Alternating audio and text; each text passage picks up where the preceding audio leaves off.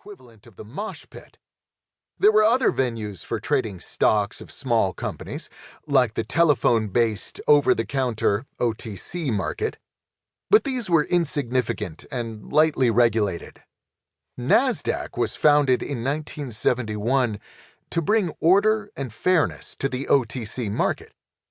Footnote: the name was originally an acronym for National Association of Securities Dealers Automated Quotation System. It was a kind of virtual floor, a centralized system for showing prices. Dealers and traders across the country no longer had to read the daily pink sheets or pick up the phone to get prices. They could now see stock quotations in one place in real time. Instead of making constant calls to keep quotes current, Nasdaq dealers, known as market makers, only had to use a telephone when they wanted to actually execute a trade. Footnote: Nasdaq dealers acted as middlemen, matching buyers and sellers or filling orders from their own inventory. Given the low volumes typical in the over-the-counter Nasdaq stock market, the market makers were essential to provide grease to the wheels, so to speak, making markets in securities that otherwise would have been difficult to trade. As compensation, they generally took a small cut for their service out of the spread, or difference, between the bid, price a buyer is willing to pay, and the ask, price a seller is willing to take. In the excitement that accompanied the long boom of the 90s, Nasdaq found its stride. There had been a time when all America's stock markets played second fiddle to the New York Stock Exchange, NYSE. But in the final decade of the 20th century, Nasdaq had facilitated and nurtured the rise of a new generation of technology companies. Firms like Cisco, Microsoft, Dell, Apple, and Intel. Most of these started small, raising money with Nasdaq back when significant venture capital was hard to come by, and NYSE wouldn't list such unproven startups. Nasdaq was their only option, and so it became the public market parent to hundreds of promising children. Not all of them survived, of course, but the ones that did changed the world.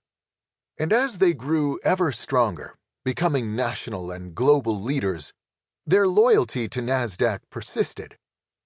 Indeed, as the center of American business began to shift west, away from the industrial factories of the East and Midwest to the sun-baked streets of Silicon Valley, Nasdaq was a primary beneficiary.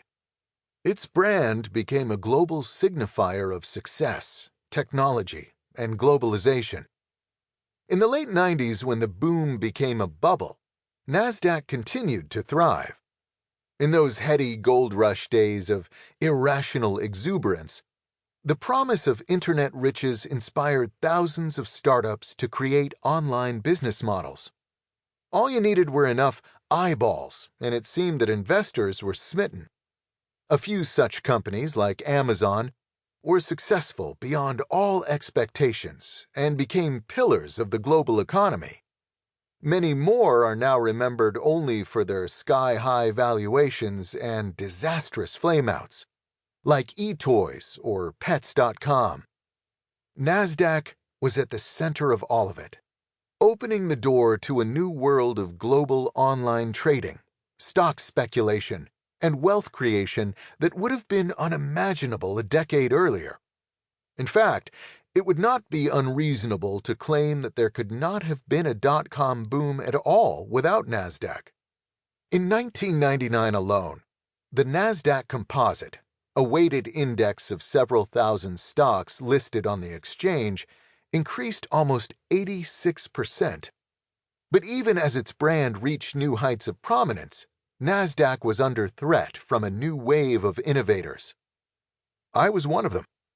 As an entrepreneur in what is now known as the fintech, financial technology industry, I created one of the early electronic communications networks, ECNs, for ASC. ECNs were computer-based trading systems that not only posted quotes, but electronically matched and executed orders. On Nasdaq's system, you could see the bid and the offer right there on